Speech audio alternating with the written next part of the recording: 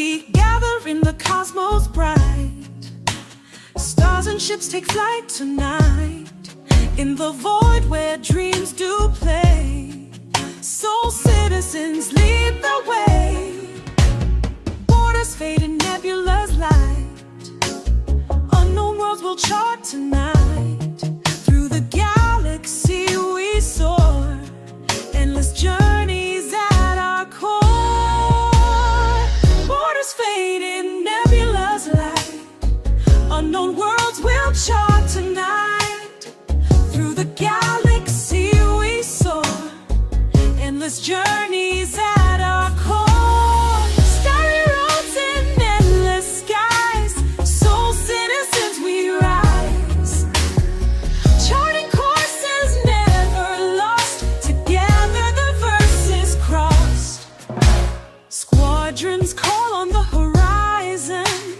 Battles fought, our hearts aren't frightened. In our ships we face the dawn.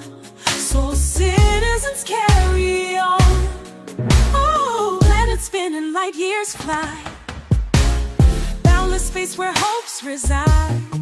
Brotherhood in every star. Soul citizens, here we are. Borders fade in nebula's light. Unknown worlds will chart tonight. Through the galaxy we soar. Endless journeys at our core. Starry roads in endless skies. Soul citizens we rise. Charting courses never lost. Together the verses crossed.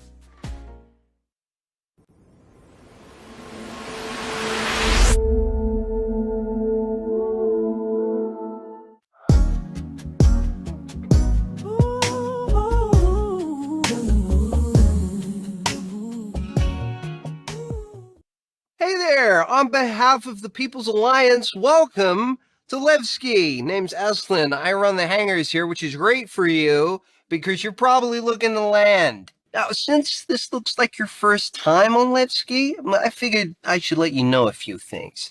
Everything here is run by the People's Alliance, so forget what you're used to in the UEE. We're all about making a truly free place to live, where everyone can feel safe and express themselves. Is pretty amazing. Try and spend a bit of time thinking about how you're going to make the verse a better place. That one was my favorite. It's at the heart of what makes Levski so great. Now, I know all of this may seem a bit weird to you, but it's how we like to live, so I'd appreciate you respecting us. You should have seen this place back in the day. All of us young, full of fire, to build something better. I mean, it was something. And there, hang on the side. Landing gear deployed.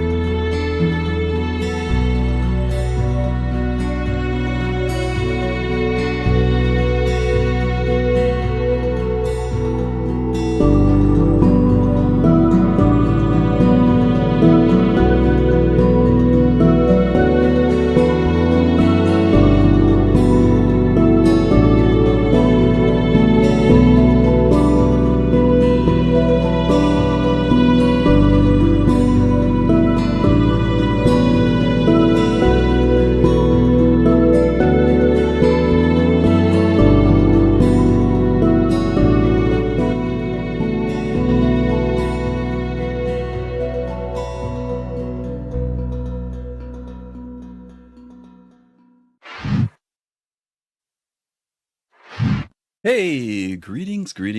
Welcome back to Soul Citizens. I'm GriffinGamingRPG.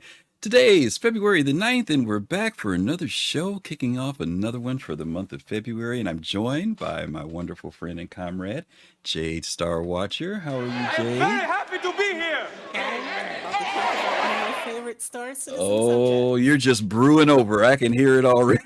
I can hear it Yeah. already. Did that bring back memories for some of you guys out there? For some of you may not have ever, think about it, Jade. There's some people who never saw what we just got finished looking at, right? I mean, it's been gone like how Yeah. long now? How long has it been gone? Wow. I mean, too long in my opinion, but I What think year was it? I don't even remember now. It's been so long. What year was it when we Well, lost it? it was right before we got Orson. So it was the same, I believe it was the same year we got Orson. So is that Or 20? within that 12-month period. So is that 2019? Yeah. That far back? Jesus. Yep. Wow. I remember it was a big deal when folks said that, we were losing Levski. It was like, we need to do it because of this, but at the same time, we'd gotten used to Levski, I'm looking Yeah. forward to it coming back. Wow. Hey, Griff. Yeah. FC just said I'm low compared to you. You are low In compared to volume. me. Let's bring Yeah. Jade up some. Go ahead, Jade. Talk a little bit for me. Okay, so yeah, for people who don't know, like Nyx was one of the first places that we could land on. I'm sorry, Levski, which is in the Nyx system, but it was temporarily in Stanton on a asteroid called Delamar. That was one of the first places we could go to, other than the moons around Crusader, when we were able to finally land on planets and moons in 3.0. Mm-hmm. When we were actually able to find it too. Yeah. Those are good days. Those are good times. Well, listen, Levski is just one part of what we're going to be talking about today. The Soul Citizens, a little while ago, almost maybe a year, 2 years ago, did a show called Is Nyx Next? And it was because back then we didn't really know what was going to be coming. We knew Pyro was in the pipe, and because we had Levski, there was obviously CIG had even shown us some things, that some upgrades he had done to Levski, and so we kind of said as a question, like, is Nyx going to be next? Well, after this past CitizenCon, we learned that Nyx is going to be one of the things that's next, amongst some other things that are coming too. So we kind of thought it would be great to go back and start doing like a bit of a refresher and talk about Nyx, and maybe go into it with a little bit more depth than we did the first time. We know a little bit more about it as well, and we're going to pull some old archival stuff out. Jade, I got to give some shout outs to her. Jade did some homework this week and pulled some stuff for me to bring. In fact, the visuals that you just saw was because we had some old footage just from back in the day. People save things. I save stuff all the time. I've still got stuff from my old hangar days, like recordings and Wow. stuff that I pull, Yeah. I run across every once in a while on my Dropbox, and I'm like, did I actually record that? I actually have the Constellation Mark II. I've got like old stuff. Wow. So we were able to pull this old footage because we've been around a long time, and just kind of assemble some things and kind of make some presentations to you guys today. So we're going to do that. Give you guys a little bit of a taste of what this is about Nyx, because we know that, and we're going to talk about why Nyx is important too. I think Jay will be able to share some great insights in relation to that. So stick around for us. Yes, remember Anthony Tanaka, and remember a lot of other stuff too, hopefully, when we get through with this show today. So we are going to jump right into it. Jay, why don't you go ahead and kick us off? And let's talk about, well, first of all, because Nyx is kind of for some people, may be a brand new thing. Let's kind of give them a little bit of an overview of what this whole thing is about Nyx. Okay, we can start with that. Sure. So Nyx is an unclaimed planetary system situated at the border of an unusually dense and dark stellar cloud. It consists of an F-type maiden sequence star orbited by 3 planets and actually 2 asteroid belts. Due to the cloud's interference with navigational equipment, travel through the system is difficult and hazardous. The system's main settlement, Levski, located on a moon-sized asteroid in the Glaciem ring, is considered a haven for humans who wish to live beyond the reach of the United Empire of Earth, Yeah. or yeah. UEE's laws. Yeah. Nyx, I'm going to, I'll let you do it. Let's talk about what the word Nyx, where it comes from and its meaning and stuff too, because that's kind of some cool little lore stuff in here that's kind of cool, right? Yes, it's I believe it's from Greek mythology, Mm-hmm. and Nyx is like the goddess of the night. Hmm. And Absolutely. so it's a dark Nyx is located in a dark nebula, and because of that, that's how it got its name. Hmm. Absolutely. Why don't you talk a little bit about the astronomical side of it, like the type of star it is, things like that. Yes, I've been itching to do that. So, so Nyx is an F class main sequence star. Our sun is a G class main sequence star, and Stanton is also a G class main sequence star. What does that mean? All right, so our sun is like Stanton, or Stanton's like our sun. Our sun's around 5,800 degrees Kelvin. And at the very coolest, an F class main sequence star is around 6,000. And it can go all the way up to over 7,000 Kelvin. Now you're wondering what's Kelvin? 6,000 Kelvin's about 10,000 degrees Fahrenheit. And we're talking about the photosphere of the star, not the core and things like that. So what it means is that Nyx star is slightly brighter, at least slightly brighter, maybe a lot brighter, than our sun or Stanton. And it's hotter than our sun or Stanton. Yep, absolutely. Absolutely. Victoria, good to see you. Good to see you. Thanks for stopping by. Yep, and I think this is another good opportunity for us to talk about. First of all, Nyx is kind of what they call a unclaimed system. Yes. Some people might want to call it lawless, but that's not really it. It's interesting. I was listening to Dave Haddock talk about how when they were trying to categorize planets and systems, that originally everything was either lawful or lawless. But then they decided to not go with the term lawless necessarily, that they wanted to create this sense of things that were just unclaimed, that, nobody's really laying, at least the UEE is not laying claim to it. But there are other people who may lay claim to those particular systems. Yeah. And I noticed, oh, sorry. Go ahead. I noticed during CitizenCon, I guess some of the developers didn't get that memo because they were calling it a lawless system. Yep. And I was cringing each time I heard it because I, obviously know the lore that it's an unclaimed system. And when you say lawless, people think of Pyro, right? Right. Because that's, considered a lawless system. It's an unclaimed system that is lawless. However, that is not what Nyx is. Exactly. And I think even lawless is still somewhat of a misnomer because different groups who run certain areas have their own rules and laws, quote unquote, right? For how you got to act when you come in their area. So it's really more of how the UEE defines something, right? More than the reality of what a system is. And Nyx definitely has a certain order to it, which is interesting because it's an order that can be challenged. It's very it's an optimistic view of what they would like to accomplish, but obviously there's some struggles with accomplishing it too. So we'll talk about that when we get to it a little bit. I'm going to lean on Jade here because her expertise in these different areas, but let's talk about this, Jade, because this is important, right? And we talk about why Nyx is kind of crucial to the next system that's going to be coming in. We've got Tohill, Odin, Pyro, Bremen, Castor, and Virgil. Just give a quick overview to you. Why are some of these systems important in the sense of linking our systems together, like Stanton and Pyro and now Nyx? How do these systems kind of reflect to that? So let's start with Astra, because I think most people now, if they watched the last CitizenCon, they're going to be familiar with it, right? Yep. So this is how you will get to Castra, right? You're going to go through Pyro, then you're going to go through Nyx, and then you're going to get to Castra. And Castra is important because it's a very, very UEE lawful type system, right? It's probably going to be safer than Stanton, but maybe not as safe as Terra. So that's one of the reasons why I feel like Nyx needed to come next if they wanted to get you to Castra. Sure, they could have put in a temporary workaround, but it's much better, I think, that they stick to the actual star map, the arc star map. Right. We all know Pyro. A lot of us have been in Pyro. And so, when I think of these other systems, I'm looking at Virgil, right?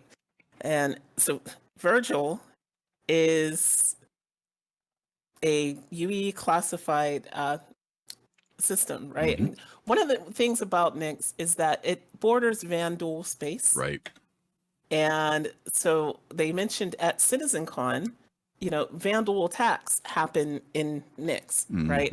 And that'll be probably where we first encounter the Vandal outside of Squadron 42, like in the persistent universe. So that's why having, like Virgil connected to Nyx is important. Yep. Bremen is like the breadbasket of the UEE, right? It's like, if you think of like the Midwest, right? Imagine a system where most of the food production of the UEE, or a lot of the food production of the UEE comes from. So that's Bremen, and that's why, it's important. Yep. Odin. Wait. There's somebody else in Bremen. Do you remember who it is who's in Bremen? Yeah. In Bremen, yeah. Silas Corner, right. Consolidated Silas Corner. Outland, Consolidated Outland. And he has his museum. He has a ship museum of like vintage ships, stuff that's not even in production anymore. Things that were like there was only one model of it made. Companies that don't exist anymore. So hopefully, when we get Bremen, we'll be able to go visit his ship museum. That'd be cool. Okay. Yep, those are good. Odin. Important. Odin is in Squadron 42. There we go. It's the system in Squadron 42, and there's another important reason to bring Nyx in if they do want to, in the near term after the first 5 systems, bring in Odin from Squadron 42. Well, that's how you'll get there, is through Nyx. Exactly. So this is some great stuff, guys, and just to give you some optics here. Of Nyx being there in the center, and then the systems that they connect to. I'm not sure. That one trip out to Virgil looks like it's going to be a lengthier trip, but I don't know if they're going to make that in real time or not, but it'll be interesting to see. But the other ones seem to be fairly within reasonable proximity. Of course, this is just a visual, guys. It's not an exact thing. But they are giving you an idea. This is taken from the star. I don't know if you guys ever use the Arc Star map, but you can go there and do these type of things from it, and kind of gives you an idea of the distance that some of these places are from each other. But yeah, I'm looking forward to all these systems personally. But the fact that there's some key systems in there, particularly for the systems they mentioned, like you said, Jade, Odin, definitely with Squadron 42, and definitely Castra. We know that's going to be coming up next. Those are crucial systems. Okay. Yeah, and I didn't mention Tohill. Tohill is notable that's right. as the only Perry line system that has a jump into an unclaimed system. So if you go back and watch CitizenCon for the lore about the Perry line, you'll understand why that is important. So that, is going into like Geon space. Yep, absolutely. Okay. All right, let's break down the system a little bit here. We talked about the star itself. Let's talk about the different moons that are there. I'll take this one on first for Nyx I. It's a coreless planet that orbits closest to the sun in the Nyx system. One rich with valuable minerals and high-grade metals. Nyx I was extensively mined to support the UEE, the United Empire of Earth, military during the Messer era of 2546 through 2792. The abandoned mining facilities that remain on the planet's surface are sometimes used as a temporary shelter by visitors. I was a little curious about this one, Jade, because of the proximity of, usually when a moon or planet is, well, I should say a planet, not a moon, a planet is within close proximity of a star. There's this question about how habitable it is. And it seems like on this particular one, they were doing mining here, and they talk about this temporary shelter. That makes sense with you with Nyx? I'm not saying it doesn't. I'm just getting your thoughts on it. It can. It can. And it has to do with where around the star the first planet is, right?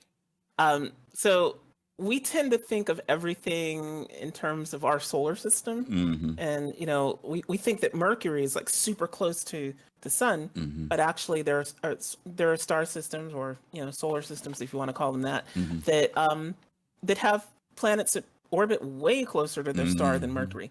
Likewise, there are planetary systems in real life whose first planet that we know of, at least, is further out than Mercury is, right? So as long as that first planet is sort of like edging on the habitable zone, that lore makes sense. And as far as it being a coreless planet, what that means, and I think Sherry explained it too, from what their astrophysicists that they consult said, is that it's an undifferentiated core. Doesn't mean that it's a hollow planet. It means that there's no differentiation between its core and the mantle and the crust. So like on Earth, we have an iron core, we have a silicate mantle, and we have a light crust.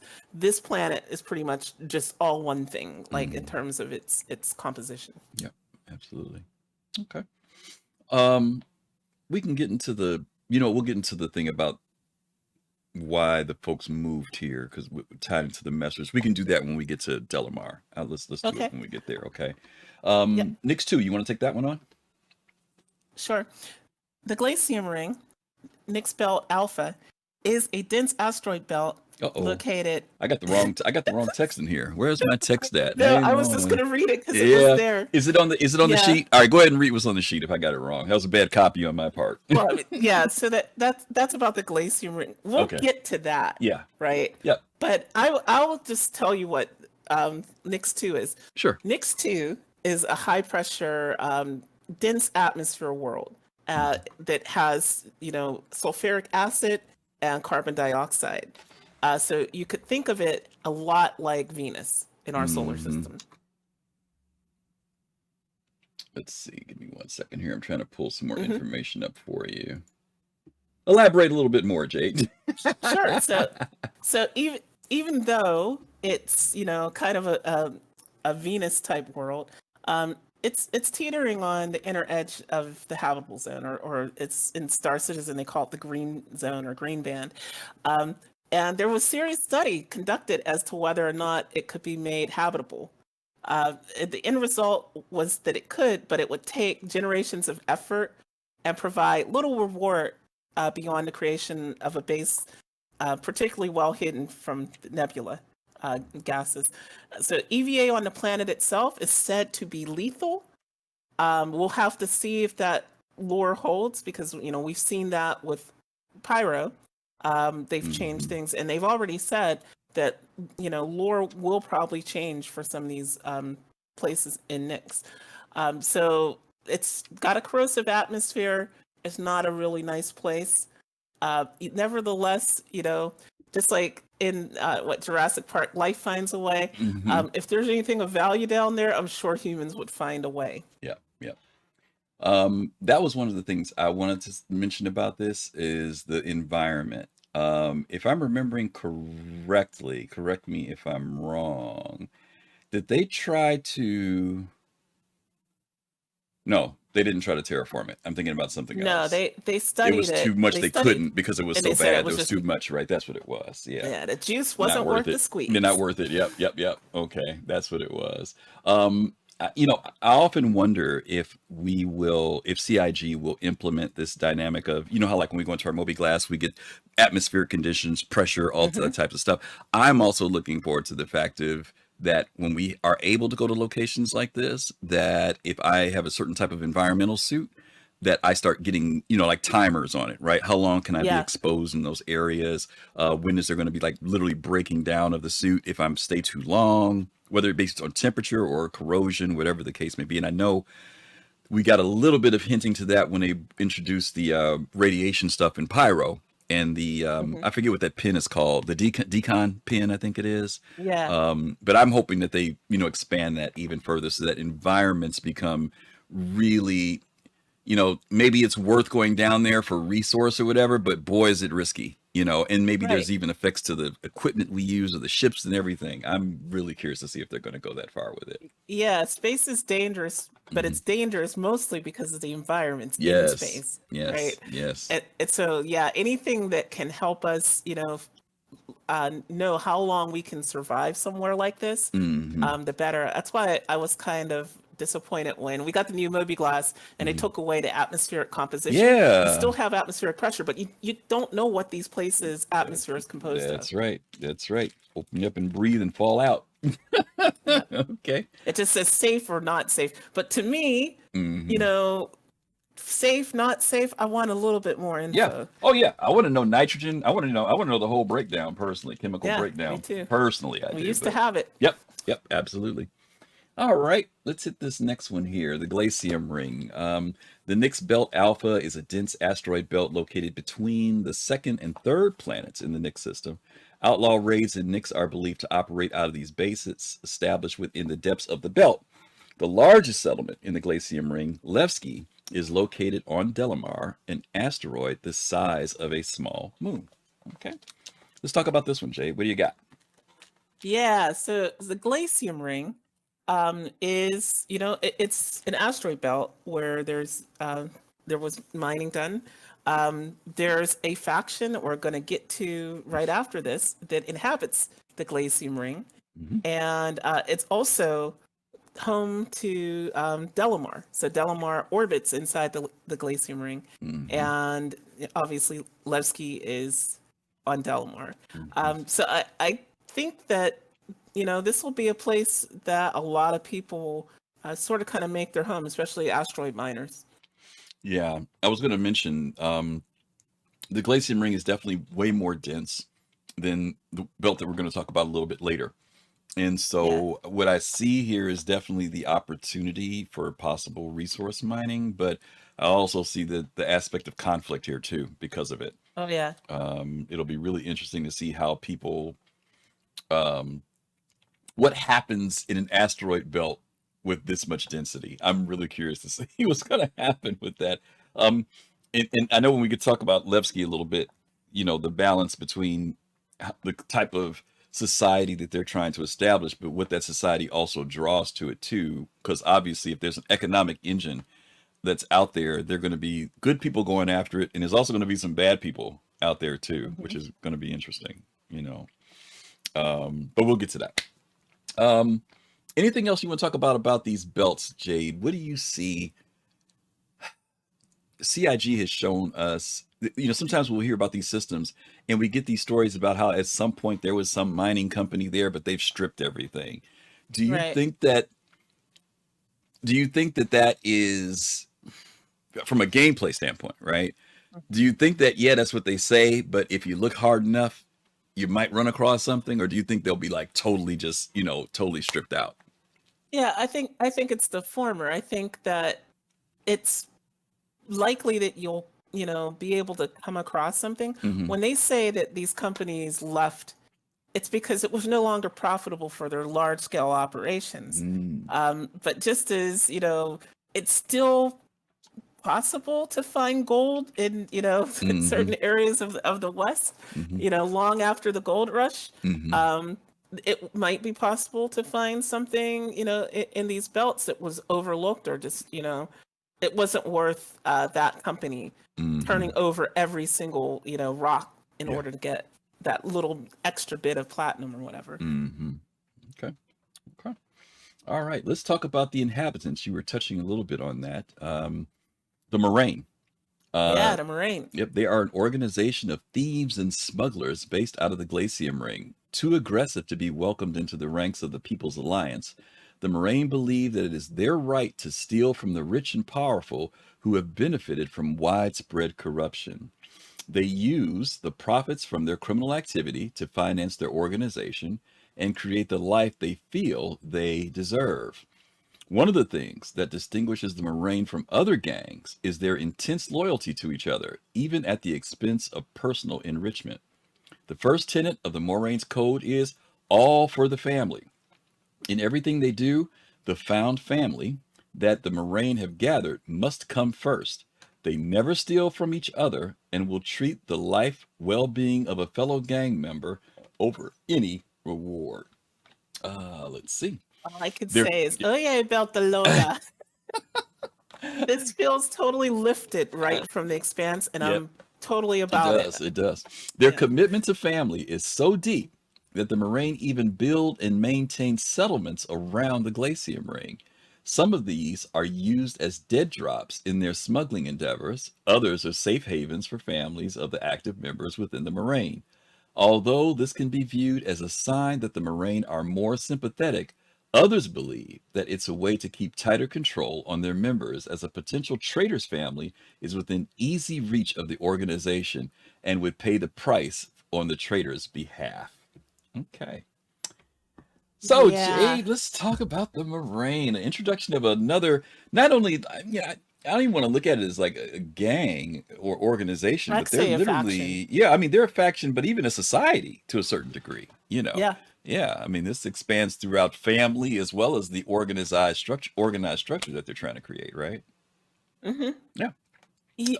Yeah, and this is a faction that is fairly new to us in terms of their lore, Hmm. because they weren't originally in the Nyx lore. So, this is a faction that we've only in the last few years learned about, Hmm. and I think they said there'll probably be other factions as well. I mean, we do know that Citizens for Prosperity had those signs at the IAE last year saying, Nyx is a problem.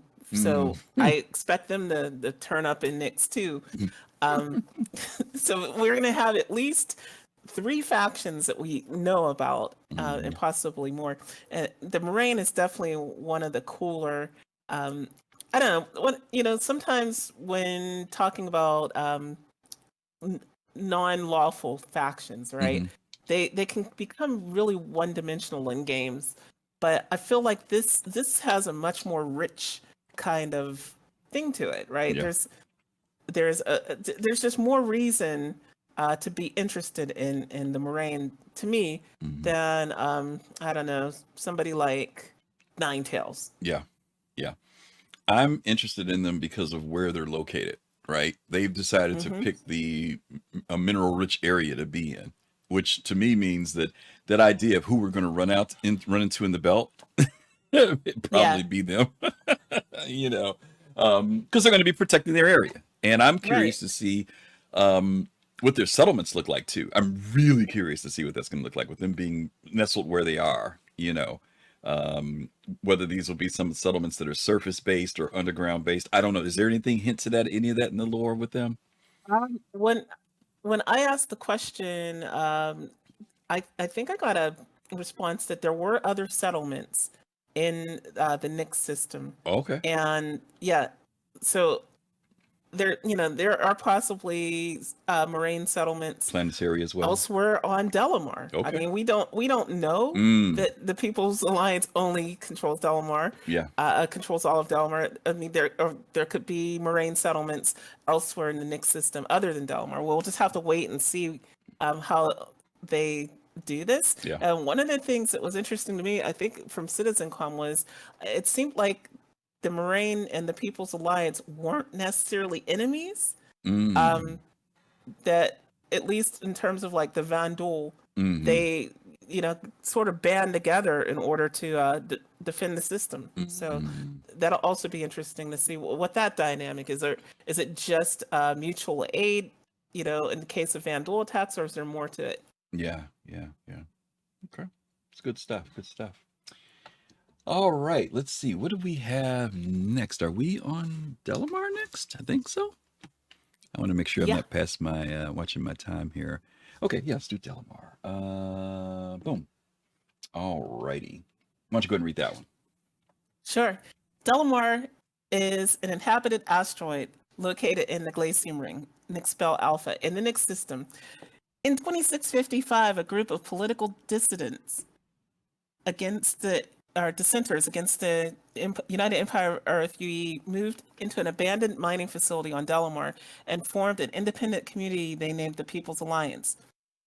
They called their new settlement Levski after 19th century revolutionary Vasil Levski from Earth, Sol 2. Delamar is the most densely populated and heavily trafficked location within Nyx and serves as a hub for many of the miners who continue to work in the asteroids within the Glaciem ring for resources.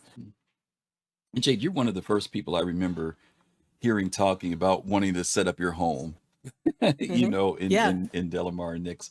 What drew you to this? And I know part of it is, uh, the People's Alliance. We can talk right. about that a little bit, but was there anything else about this particular thing that drew you to this particular system? Yeah, First of all, I like the proximity of it to other places I might want to be, but not want to live, right? Um, the other reason was I just thought it would be really, really cool to live on an asteroid. Okay, yeah. And, you know, when we think about people not wanting to be bothered, right?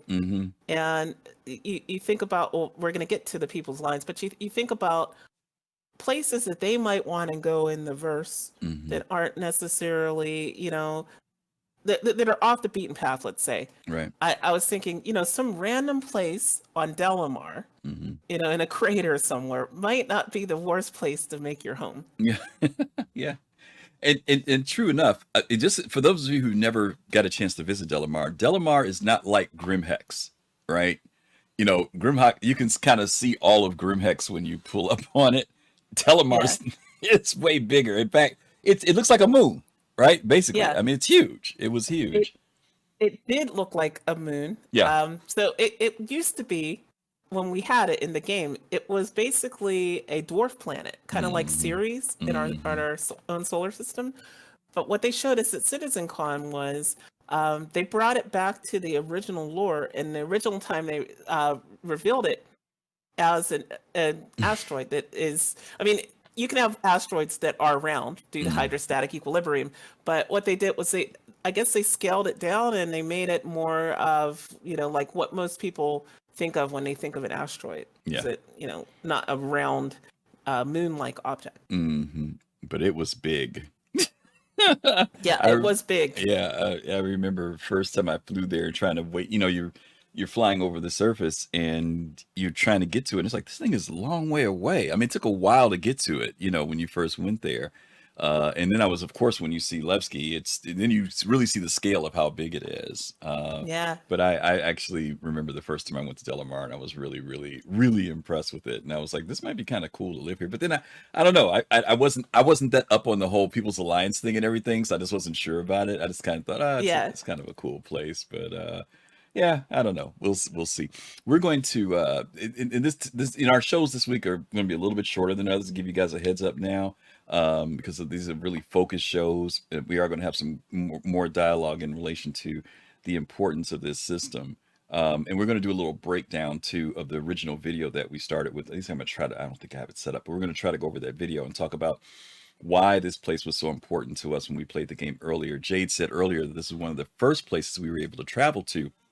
And it was, and a lot of people fell in love with Delamar and Levski. It was, where was it positioned before, Jade? Was it positioned just outside of Crusader? Is that, Yeah, it wasn't as far as Hurston, was it? It was shorter distance than Hurston, wasn't it? Or was it further than Hurston? If you left Port O, Port O. Right. So originally in 3.0, it was basically like a moon of Crusader, but much further out. Right. And it showed its orbit on the star map of orbiting Crusader. Later, they moved it even further away into, you know, somewhere in Stanton, orbiting Stanton itself, orbiting the star. Yeah. Okay. For those of you who remember. And then they took it away. Yeah, then they took it away. And they took it away. They moved it even further away. I know. Yeah, right. Okay, we're going to take a quick commercial break. And then when we come back, we're going to cover some more of the planets and things that are in Nyx. And then we're going to get into this real big conversation about Levski and the People's Alliance and why you should want to be there. Or maybe you won't. We'll see. We're going to cover that in a couple seconds. So stick with us for just a few minutes. We're going to do a quick commercial, and then we're going to be right back. Okay, if you are watching us, we want to say thank you for being a sponsor of the Soul Citizens. This show today is something that I've been looking forward to revisiting ever since CitizenCon. And I know Jade has been chomping at the bit, wanting about Levski. So we want to tell you guys thank you for supporting us as always. We also want to remind you that March 2nd, just in a couple of weeks, we're going to be celebrating our 5th year anniversary. And we're going to have some special announcements for you guys and some giveaways and some really cool stuff. So hopefully you guys will be able to join us for that. Also, the next 2 weeks, we're going to be doing a series called The Journey to 1.0. The first series in that series is going to be about how we got to where we are right now. And then the following show after that is going to be talking about from now to where we're going. And as you know, a lot of has happened over this past week. So be ready to stay tuned for the next 2 weeks on those shows. And then our anniversary show will follow that on the 2nd of March. And again, thank you very much. Okay, we are back. Hope you enjoyed that commercial. We didn't get to see it, so hopefully you guys did. Let's go ahead and move forward, Jade. Sure. Nyx III. Yes. All Nyx right. III is an ice giant, and it's the furthest planet from the sun of the Nyx system. Its stormy atmosphere is composed mainly of ammonia and water vapor, and an ocean of supercritical water surrounds the planet's rocky core. High, dangerous winds prevent miners from extracting resources. Now, this is interesting too, because I think when they wrote this, everything was fine up until the high, dangerous winds prevent miners from extracting resources. Because an ice giant is not just a big ball of ice. Like, that's when people hear that, they think it's a big ball of ice. But actually, an ice giant is a big, sort of gaseous planet. We have a couple ice giants in our solar system. You know them as Neptune and Uranus, right? And so you think of a really big planet with this atmosphere that's made up of these ices, elements like ammonia and water vapor. You can have nitrogen. There's all kinds of ices too, right? That you can have. So when I saw the high dangerous winds prevent miners from extracting resources, I'm thinking, well, yeah, because like there's no way they could go that deep, in order to do it anyway. Like it's very unlikely that you'd be able to mine anything, in the atmosphere of Neptune or Uranus. Yeah. So. I had to look up this whole thing. I know you know it, but I had, every once in a while I get these words and I'm like, okay, what does that mean? I had to look up supercritical water. Right? Yeah. And, maybe you can kind of explain it in layman's terms for us, because the definition I came up with was, at 373 degrees Celsius and 220 bars, normal water becomes supercritical water. And can be thought of as a fourth state of a material. It is not solid, a liquid, or a gas, and appears as something like a vapor. That is exactly correct. So this is where Calrati too would probably love to be here, because we talk about like phase states of matter, right? And so whether something is a solid, a liquid, or a gas is down to two things: temperature and pressure, right? And so in the case of supercritical water, it is existing in a very, very different, state. High pressure environment, and state, right? So, like you said, almost like a fourth state of matter.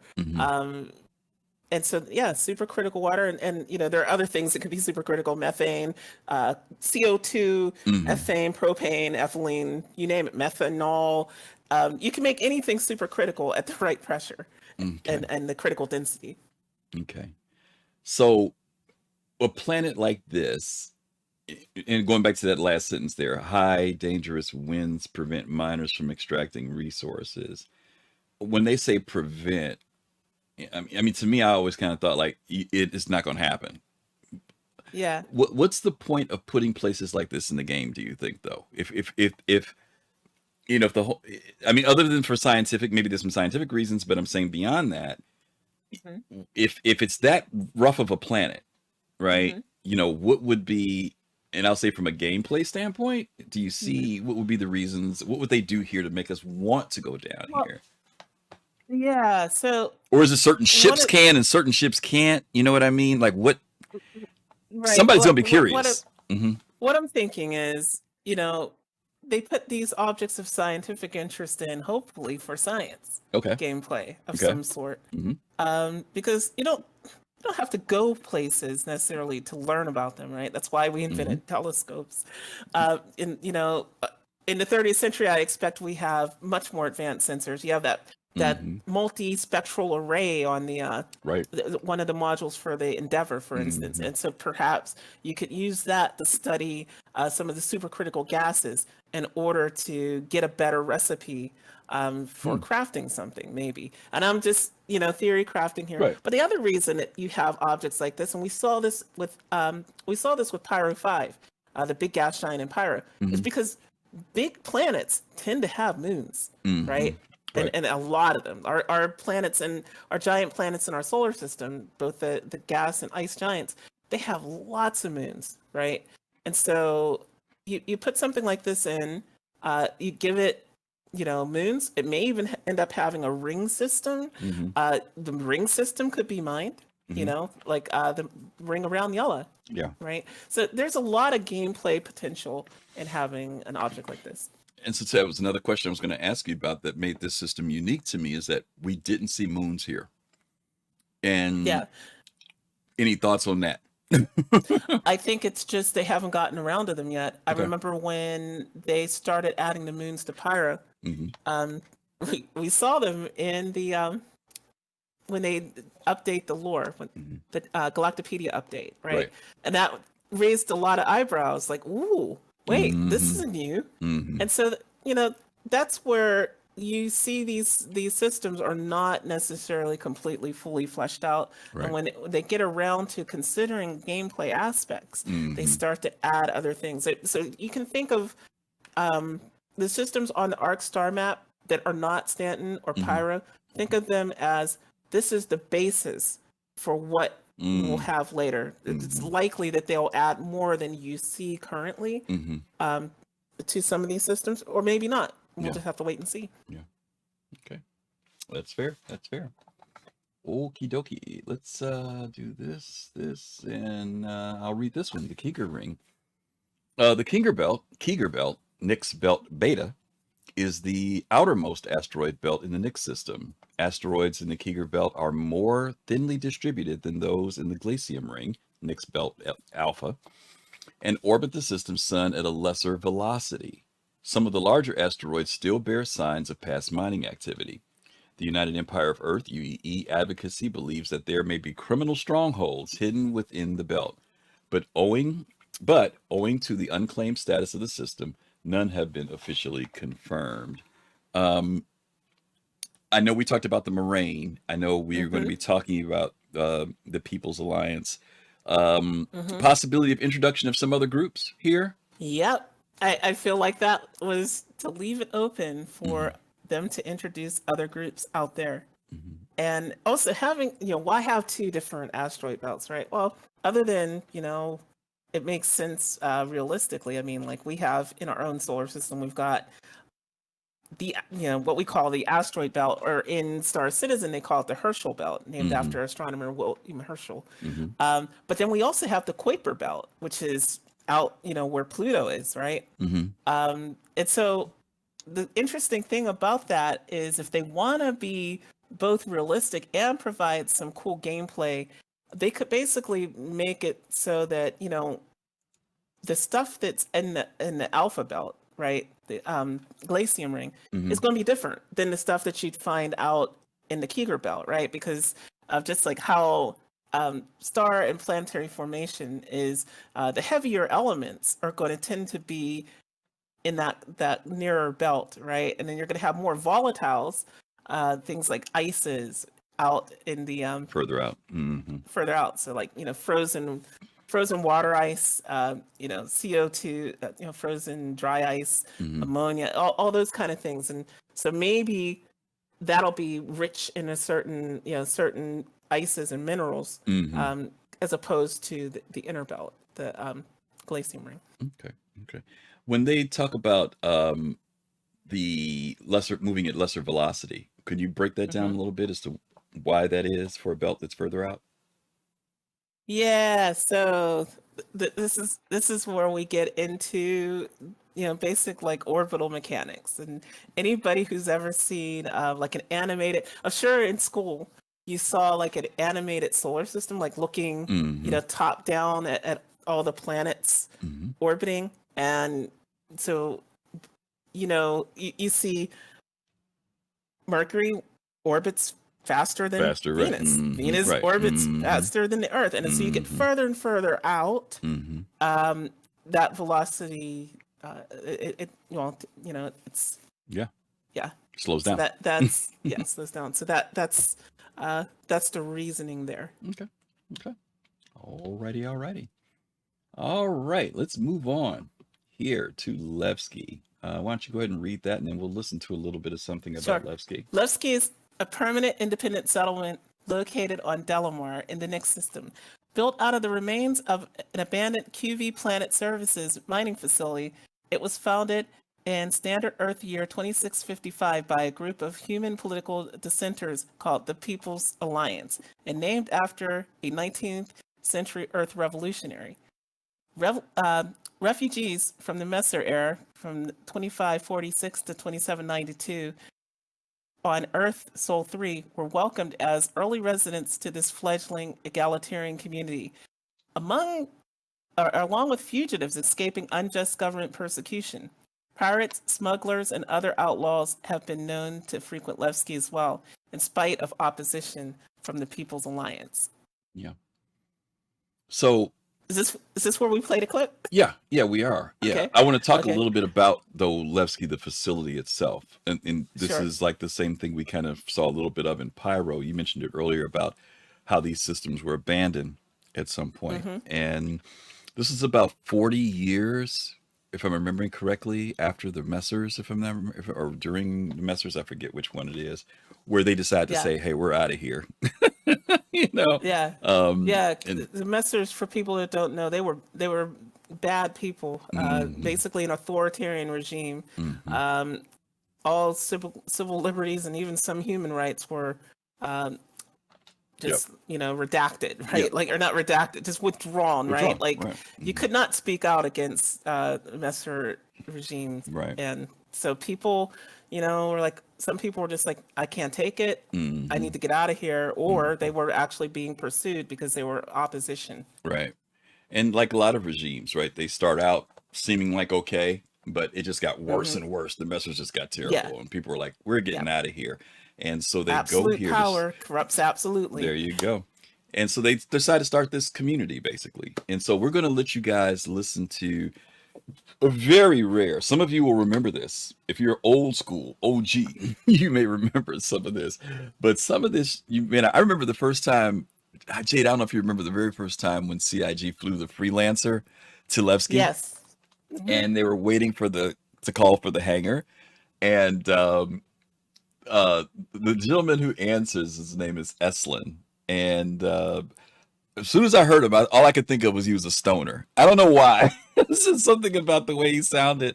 And we could see his picture.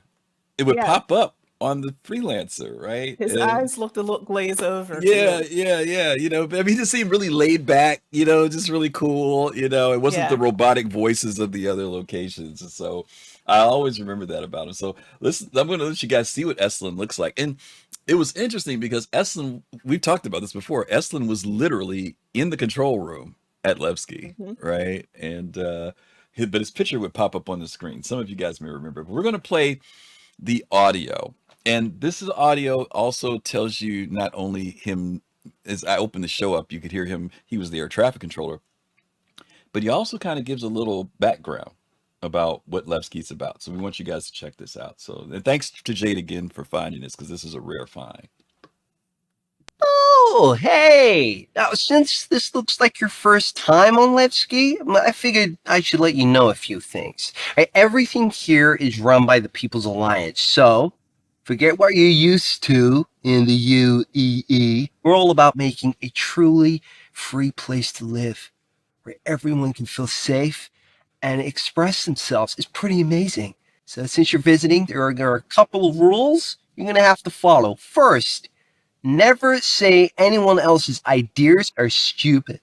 I mean, who are any of us to say what's stupid? We're all entitled to our own thoughts. Two, don't try and rip anyone off. Right? You would figure that wouldn't have to be a rule, but there you go. Three, don't try and push your UEE agenda on us. Talking is one thing, plotting is another. Four, no fighting. That's simple. And last, try and spend a bit of time thinking about how you're going to make the verse a better place. That one was my favorite. It's at the heart of what makes Levski so great. Now, I know all of this may seem a bit weird to you, but it's how we like to live, so I'd appreciate you respecting us. That's it. Very interesting that was, I always kind of saw Levski, Nyx as being somewhere between Pyro and Stanton. Like, they complement each other, right? Yeah. For the different type of people, society, group that people want to be exposed to. And a lot of times people think about, PvE versus PvE or, lawful versus unlawful. But I think that Dave Haddock talked about the fact that they wanted to create this other thing, this third thing, right? And again, we can talk about like there's some political issues in relation to these folks out here too, because they have broken away from the UEE and created their own society of living. But there are challenges to that, right? Because when you break off, it's some challenges, right? They had to start from scratch, right, and kind of build their own thing, right? They had to repurpose that mining equipment. They had to make the water reclamation machines work again. So they didn't have it easy when they started. Yep. I'm going to put the video in a little bit. Jade, again, for those of you who got here a little bit later, we went back and pulled this old video that we had from back in the day. And bear with me here because I didn't have this particular video queued up, but I'm going to drop it in real quick. Behalf of the People's Alliance. I played this at the beginning of the show. But Jade, we can talk about it. I'm not going to run the audio for it, but we can talk a little bit about Levski for those people who maybe never, ever got a chance to see it. Let me mute the audio. And we can talk about it. This was outside, right? When you came into the entrance, when you drove up to the entrance, there was a big garage area outside, if I'm remembering correctly. And looks like this was shot like maybe at nighttime. But this was one of the entrances. There were several ways you could come in. You could fly in a ship, or you can come in and park outside and walk in or bring vehicles in. What's the shot here, Jade? That's Delamar? That shot is how Delamar looked from a distance, from a kind of far distance, but you can see all the other asteroids in its orbit. Yep. That's actually a pretty cool shot. And again, as Jade mentioned earlier, this was in orbit around Crusader, but it was way, way, way out to get to it. This and Grimhex were the two places that folks could try to go to. I remember back in the day. And you could see it's out in the belt. It even had other asteroids that hovered around it. You could actually be on the surface of Delamar and see other asteroids right up in the sky, right above it, which is kind of interesting. This was the approach. You'll see here. There he is. There's Eslin Mackin. Yep. And this was the approach. This is a little approach. You guys get an idea of what it was like to come in there. Some of you who saw the CitizenCon video saw an upgraded version of this, which looks really exciting. What did you think about the new version of what it looked like when we saw at CitizenCon this year? What did I think? You cut out, but what did you think of the new version of the? I loved it. I loved it. Like I leaped out of my seat. I wasn't at CitizenCon, but I still leaped out of my seat, and I was like, they did it because I always thought that borehole, I always thought it should be a lot deeper. And then when they changed it into, a much smaller non-spherical asteroid, they made it go all the way through, and they gave it a purpose. With the hangars. Absolutely. Because I always wondered, how will they bring it back? Because back then, believe it or not, we only had 25 people per server. Oh, that's right. I didn't even think about that. Yeah. It was a small world back then. Jeez. Yeah, very small. I mean, I remember it was a big deal when we got 50.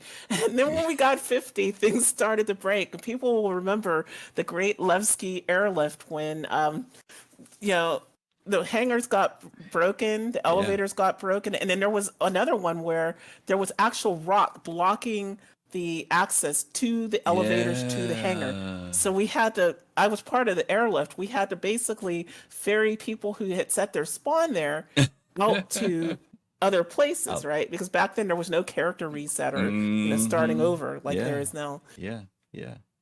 Yeah, the other thing that I was amazed with is Levski was much bigger than people thought, I think.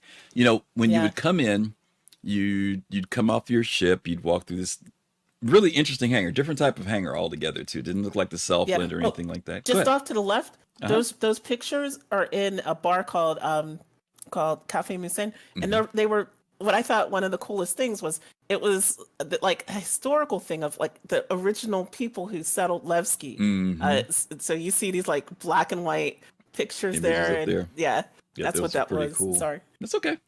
When you would land your ship, you'd walk through the hangar and you'd come out upstairs. And I remember there was the what was the name of the place where you used to be able to rent ships or buy ships from? It was a ship. Teaches, Yeah, yeah, Teaches. Teaches Yeah, Ship Shop. Teaches was Yep. there. And you'd go through their little customs area, little scanning area, but then you would come into this area and we would see the well-known statue of Anthony Tanaka, right? And why don't you tell people a little bit about the story about the labor thing in Anthony Tanaka? Yeah. So Anthony Tanaka was a little boy who worked in a munitions factory in Hmm. Magnus. And he worked 16-hour days. He was forced to work. And one day he was so tired Hmm. and exhausted. He said, I can't work anymore. I won't work anymore. And basically, they shot him dead right Hmm. there on the factory floor. Hmm. And because of that, he became a symbol of the resistance against the Mesher regime. Yep. And so when you walk in, you see this statue and it said, remember Anthony Tanaka. And it was one of the other workers, one of the adult workers, holding his dead body in his hands. And yeah, it's very moving when you know the story. A lot of Hmm. people that didn't know it would go and see the statue and they thought it was the man holding the boy that was Anthony Tanaka, but no, that the little boy he's holding is Anthony Tanaka. Hmm. Let's see if I can. I think I'm gonna try to stop it right when you come off the elevator. Let's see. There it is, There it right is. there. Yeah, there it is, Yep. right there. And there's a sign there that says "Remember Anthony Tanaka." And this is one of those areas where the lore is really important because you start to understand why this place exists with the People's Alliance. Even though we just heard Estlin talking about these 5 points, it's interesting that they're trying to create. And I don't want to use the word utopian, Jade. They're trying to create a better society that is literally built on people having freedom. Right. And with those very cool idyllic rules that they have, you also have a situation where there are those who want to take advantage of it too. Kind Yep. of like a live and let live scenario, but that also Mhm. opens the door for the less scrupulous people to come in to Mhm. Levski because as long as they don't do anything, nobody's going to mess with them. So if they're pirates or criminals, as long as they act okay, no problem. But it also means that for you bounty hunters, if you decided that you wanted to come in there, I'm gonna ask Jade this question. If let's just use somebody like our good friend Togi, who's up to Okay. no good, Uh-huh. and he decides to come to Levski, and he's got a bounty on him.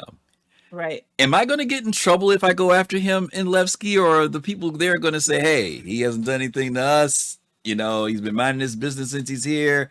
Put that gun away. Whatever issues you got with him, take The it latter. outside."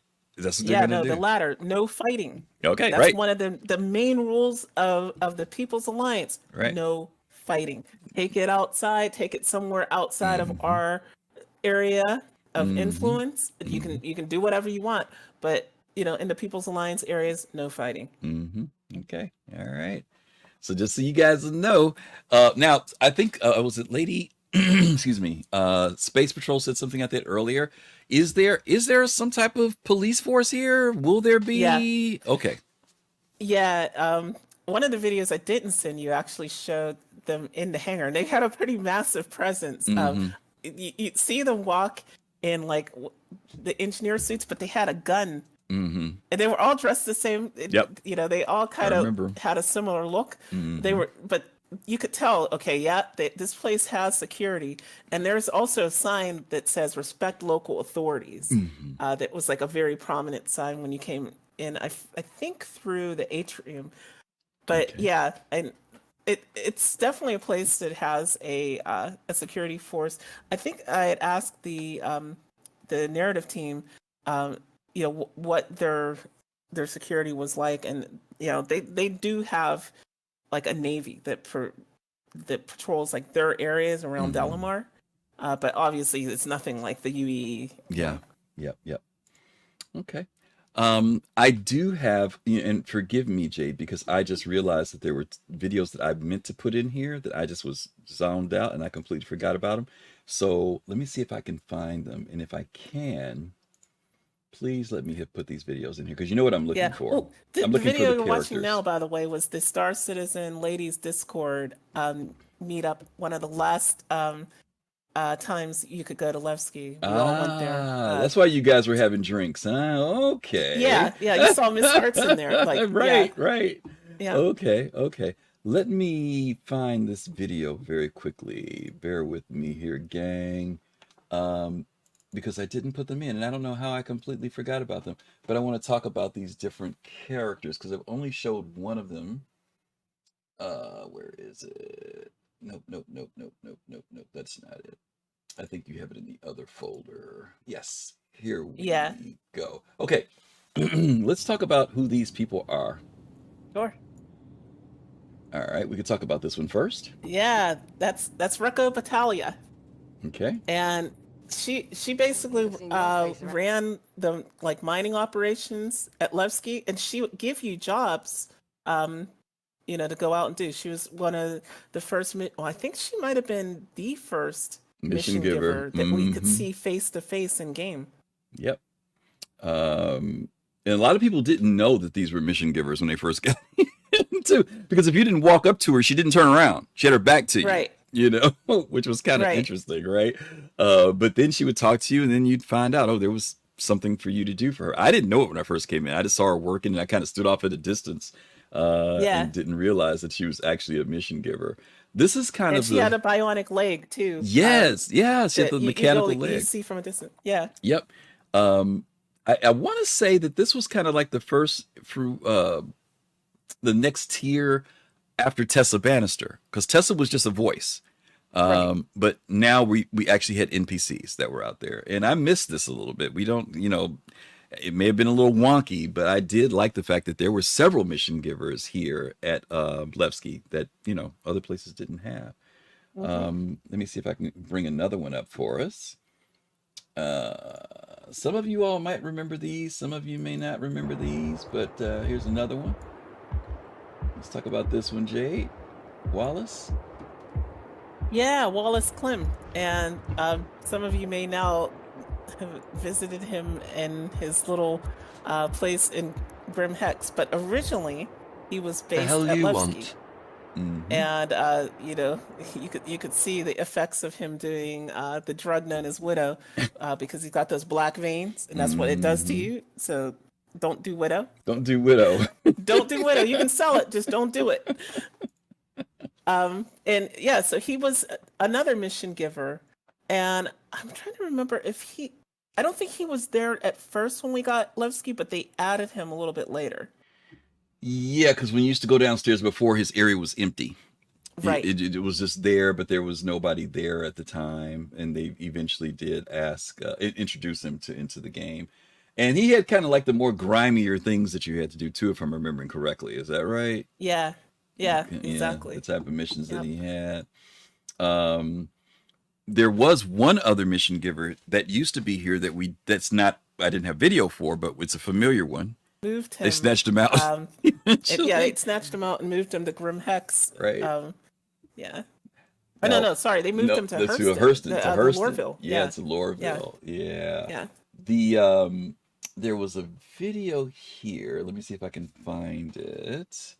Let's see. Let me turn off the Estlin stuff and let me go to where's this video at? I feel good. CC Creator, thank you so much for the resub. 38 months. And DK Wildcat earlier, sorry, I did hear you when you chimed earlier. Thank you so much for that resub as well. I want to go back to this, Jade, just for a hot second. Because there's something in this video that we didn't talk about. And then we're going to move on and talk about the People's Alliance a little bit more. Um, oh, I know what I was saying earlier. Levski was much bigger than you thought. If you went past Battaglia, how do you say her name again? Battaglia? Battalia. Battalia. Battalia. Battalia. Yeah. If you went Battalia. Battalia, if you went past her room, this thing snaked into a whole lower level with multiple levels of, I don't know what it was, like mining caves, or remember you like you could wander a long way around and come out in the Grand Barter. Yep. It was a really weird what do you call it? Labyrinth, right, throughout the asteroid. And I always wondered what you could easily see how there would be either repair missions or work to do or all types of things in there, or even maybe something that you just had to do. You know, I used to always think maybe you'd go and bump somebody off or something. I don't know, but it was kind of a wild ride walking through because it was like a network of tunnels that spanned all through that area. There were cargo containers down there too. Yes, that's right. There were. I completely forgot about that. Oh my God. Yep. Oh my God. It's so much stuff that we used to see down there. And then this was the other thing that I remember when we used to come into Moraine. This was, if you came in here to the left, right to the left there, you'll see a table with some stools. That's where Eckhart used to sit. In fact, is he still he's sitting there right now, I think. Yeah, he is. He is sitting there. Yeah, he's sitting there. Yeah, he is. He's sitting right there. Yeah, he's sitting there. Okay. So this used to be where you'd go talk to Miles Eckhart, right there against that little wall. And it was kind of funny once they took him out, that seat became empty all the time, and it always felt kind of weird. But that was very cool. That was very, very cool. Okay. Alrighty, let's move on then. Let's talk about the People's Alliance. And Jade, I also want you to talk a little bit about how that maybe inspired you with the People's Radio. Let me read this first, and then you can talk about it. The People's Alliance is an independent human political group that exists outside of the governance of the United Empire of Earth, UEE, and seeks a social order based on egalitarianism and community. It formed during the reign of Emperor Corson Messer V, 2609 through 2662, in response to his increasingly harsh policies on crime, which included broad expansion of the death penalty and suspension of the right of trial for political crimes. The group initially formed as they participated in community aid programs and staged peaceful protests in the new laws. However, as more and more of their members were arrested, imprisoned, and executed, their goals shifted from one of changing human society to creating a society of their own. They founded a settlement in 2655, utilizing an abandoned mining outpost on the asteroid Delamar in the Nyx system. Named Levski after a historical revolutionary figure, the People's Alliance welcomed anyone fleeing the rule of the Messers, and the community grew. Today, the People's Alliance continues to accept new residents who wish to live away from under government rule. Okay. It's on you. Yeah. So the People's Alliance, to me, the reason I like them is they're familiar to me, right? And I'm not gonna get into real life politics, but I'm from Seattle, and so they're a vibe, right? Yeah. And it's a vibe. It's a very West Coast kind of vibe that they have, and so like to me that's what attracted me to them initially, and then I dived into the lore, and I was like, oh wow, these people are serious, right? Yep. And I liked the idea that there was a human society that wasn't the UEE in the game. Right. So that I didn't have to have all the baggage of, all the evils the UEE did. Right. I could be part of this other group that, was trying to build a better society outside of that whole big mammoth, thing that is the UEE. Right. Yeah.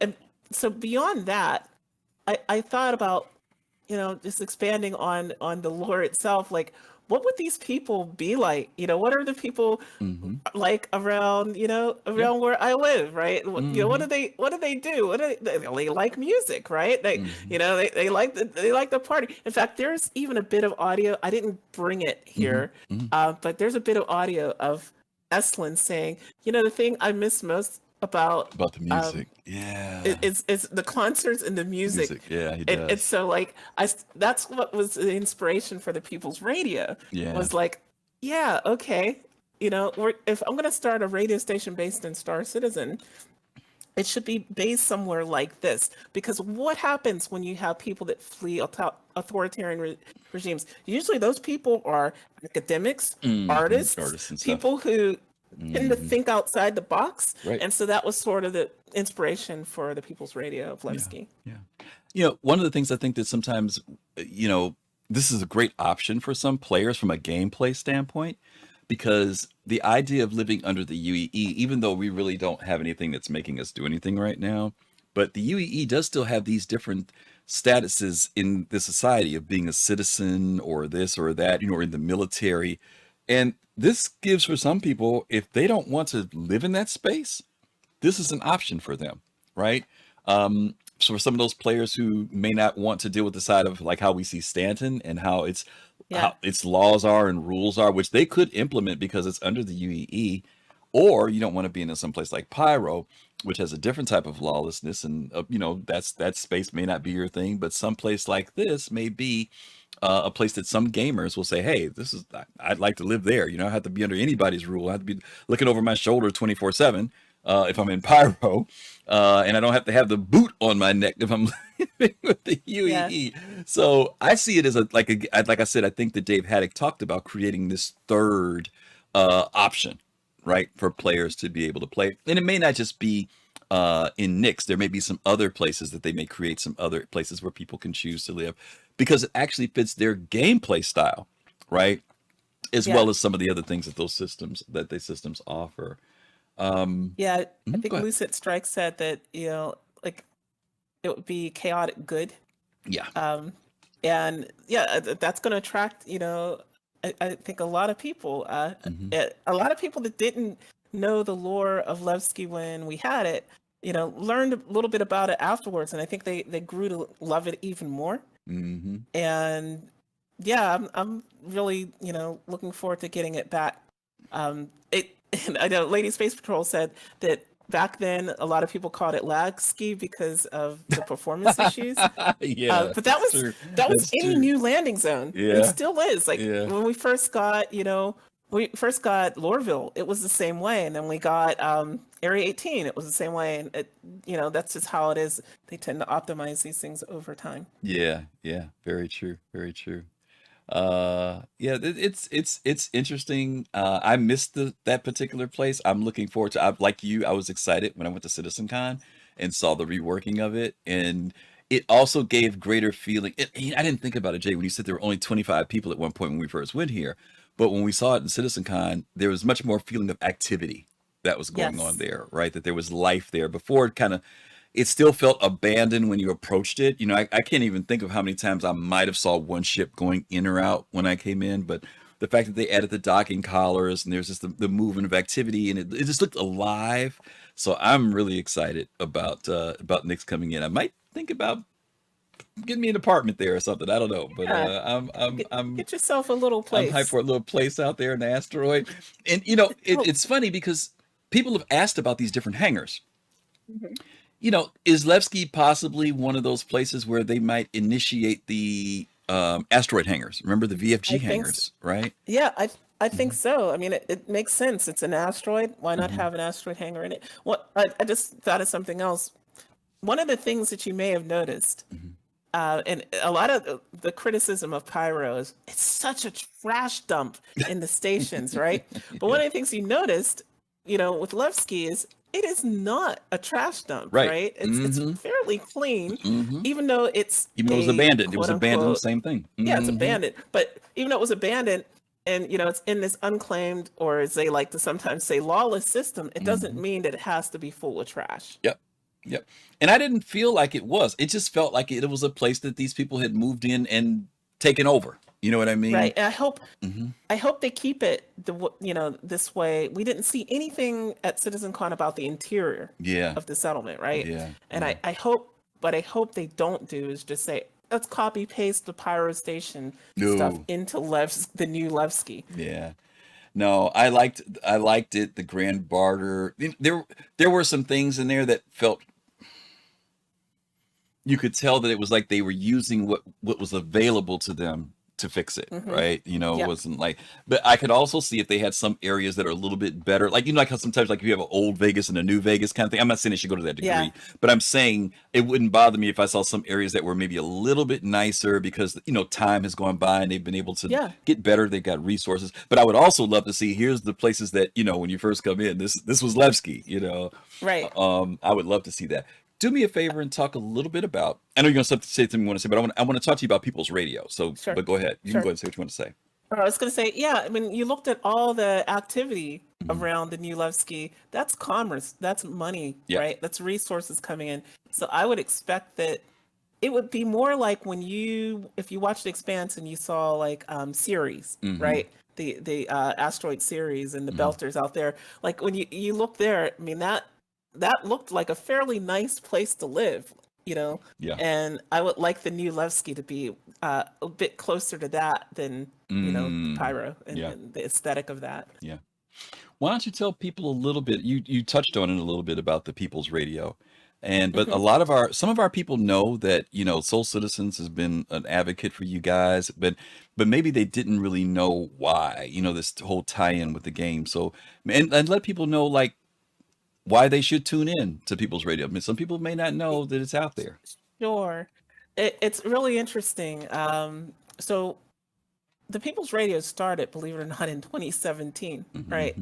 So this was, literally before we even had, we had a lot of what you saw here. And then after they took Levski out, we sort of preserved a lot of things. Like we definitely have dived deep into the lore. We pull from it, and so we have we have news programs, we have lore history programs, but they're basically lore, and it's from the standpoint of someone if they were there at Levski. So the news reports are critical of the UE. They're slightly critical of the UE, and everything is sort of set up along the lore of of Levski, the music. Some of the music choices that we have are things that are more rebellious, or things that question authority, or things which question the ideas of empire. And we have all different genres of music, but like I said, we're more than music. We have this month in history, and every month this guy that's kind of like a radio DJ. He's AI, but you wouldn't be able to tell that. He'll basically read off something from human history, but from the standpoint of somebody living in the 30th century at Levski, right? And so it's really deep that way. We have people who've been involved from the beginning, like Fastcart. He was one of our first DJs. Griff, he has a show. He has the Night Mix, right? Dark Knight 75 has his house show. DK's House Sessions. So Soul Citizens has been, intertwined with the People's Radio from almost the very beginning, definitely since our relaunch. Yeah, and I wasn't looking for a plug for us. But I appreciate it. Don't get me wrong. But I wanted people to know that the People's Radio is more than just, sometimes people may flip and they just hear music, but they don't realize that you really have tied this into the lore of the game, right? Yes. And that don't get me wrong, the music is great, the shows are great, but if you guys tune in, you might realize that, wow, this is, and I'm sure your plans are to, as we get further into the game, to expand on that even more, where the broadcasts are much more deeper than that, right? Right, exactly. Like a good example of that is we have a space weather report, which gives, like this fictional weather for, the space weather for Nyx, Stanton, and the Pyro system, right? And that was in anticipation that we'll, be getting things like solar flares and, space weather further down the line, right? So Mhm. that is one of the things that makes it more immersive. Like, so now when you hear the space weather report, she'll say, it's a calm day in Pyro because there's no more solar flares right now. But when they are active again, she'll be giving, advisories and things like that. And Mhm. so eventually, what I love whenever CIG, does 1.0 and they have, if they have an API where it can, tell you conditions like this, I'll just have that data pulled in, and we'll have, reports on trading. We'll have, space weather. We'll have things that we're pulling the data directly from the game in Mhm. order to make this immersive audio experience while you're in your ship or outpost or wherever. Okay. Well, listen, Fastcard has put the link in the chat. I want you guys to click on that link and follow the People's Radio. They have over 4,000 people who are signed up, and you need to be a part of that because in the future, it is going to expand, and it might be a great resource for you when you're out there flying around your ship. And I've turned them on when I'm flying around in my ship. That's my radio station. And there's stuff that goes on now, even now, outside of the game, but it's a great resource and a great way to support them as well. So don't forget, you can also support them on that station too. Mhm. Yeah, I wasn't expecting of you plugging the People's Well, I know Radio, you but weren't. yeah, that totally caught me off guard. What I will say is this: running an online radio station of any type is a It costs money. huge, yeah, way more than like your average streamer pays to Mhm. actually, like when you see people streaming the game. I mean, yes, they bought their computer, yes, they've got the games and things. However, we pay a license fee Mhm. so that we can play copywritten music. We have, And multiple you're streaming servers, and you're 24/7. Shoutcast. And you're 24/7. Yeah, It's 24/7. 24/7. Yeah, you Mhm. can pick us up on smart devices. Mhm. Soon we're going to be on like, Amazon Echo and all that stuff. But that all costs money. So if you want to throw your Prime subs our way, Mhm. that definitely helps offset it because, like I said, our costs are probably. I looked at the average streamer cost. Ours are like 5 to 10 times higher. Mhm. So, Yeah. Streamers are only it's on for a just few it's coming out of hours. my pocket. I have to make up the difference to Yeah. keep it going. So. No, streamers are only on for a few hours. This is a 24/7 show that runs 7 days a week, all day. Yeah. And there's a variety of genres of music. There's information from the game. And Yeah. so just check them Well, out. Please follow them. that's Check them out. Go ahead. I'm going to put another link because Mhm. we have we have a schedule. Yeah. One of the things people don't know quite often when they listen to the station via Twitch is they don't know that we have a website. Mhm. And on that website is a dynamically updated schedule of the shows that are on and what genres they play, and that Mhm. way you can kind of find whatever you're into There you go. and maybe plan your gameplay around it. Awesome. Drop that link in. All right. The People's Radio for the People's Alliance for Levski, for Delamar, for Nyx. So we hope you guys have enjoyed this. We don't have any questions for this week, which is okay. We hope that we kind of gave you guys some insightful information about Nyx, and maybe Nyx will be one of those places that you will consider making your home in time. But Nyx is definitely next, so we want to kind of look forward to seeing that new system being put into the game. Before you say it though, Griff, I feel that the Mhm. People's Alliance would definitely embody what you're going to say soon about peace, love. Yeah, okay. That's true. Jade, why don't you tell everybody what we got coming up this Thursday? Right, this Thursday is Soul Talk, and that is where you can come in with us into our Discord and talk about whatever was going on in the week of the Star Citizen community and Star Citizen universe. We, typically look at the ISC or Star Citizen Live and discuss that. We also have machinima, like little movies that are recorded in Star Citizen and other community content. And we talk about it all and any kind of whatever controversy is going on, we talk about that. And we also have fast carts jokes. I'm glad you made that last. Yeah, you didn't open Yeah. up with fast carts jokes. No. So that's good. Not this time. All right. And next Sunday, we are going to be doing a two-part series called The Road to 1.0. The first part is going to be us talking about how we got here, where we are right now, state of the game, all that great stuff. And then part 2 will be where do we go from here? Looking forward to what we already have on the roadmap and some of the paths that CIG may take to get us there.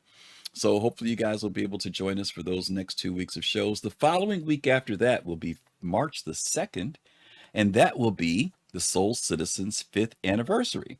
And so hopefully you guys will be able to join us. We'll have many of the team members on. We'll be talking about this past year, and we'll also be making some special announcements about some things that we'll be having coming up that we think you guys will, well, might bring a smile to your face. And hopefully you'll be able to be here for that, because we've got some really great news to share with you, our community. And as always, we really appreciate you guys for just always being here and supporting us, even on a football night, Super Bowl night, for those of us over here who are watching football and those around the world. We know who that might was be going watching. on. Yeah, oh yeah, it's going on. So that's The why other football. that's the way it always is. We always stream even when the Super Bowl is on, because we know there's some people who could care less, and there are other people who've got the game on and they're watching us too. So we thank you either way if you're here. Special thanks to Jade again for helping me compile this show today. A lot of research went into this, a lot of information. But as always, we appreciate all the hard work that she has done. We are going to, let's see, did Fast Card set us up? Because I was so busy yapping. No, we don't have anything. Let me see who we have who's on stream tonight. Actually, I can just hit the thingy and see. I'll find somebody this way, make it a little bit easier. Saber Fox, TV Liquid is on. Let's go with TV Liquid. We haven't rated TV Liquid in a little while, and he's a good friend of ours, so we're going to send you guys over to TV. When you get over with TV Liquid, let him know that you came over from the Soul Citizens, and if you like what you see, give him a like, give him a follow. He's a good guy, always entertaining to watch. And again, thank you guys for being here with us. Take care of yourselves. Stay safe. I'll let you say it, Jade. Yeah, on behalf of the People's Alliance of Levski, peace, love, and soul. All right, ciao. See you guys later. Take care.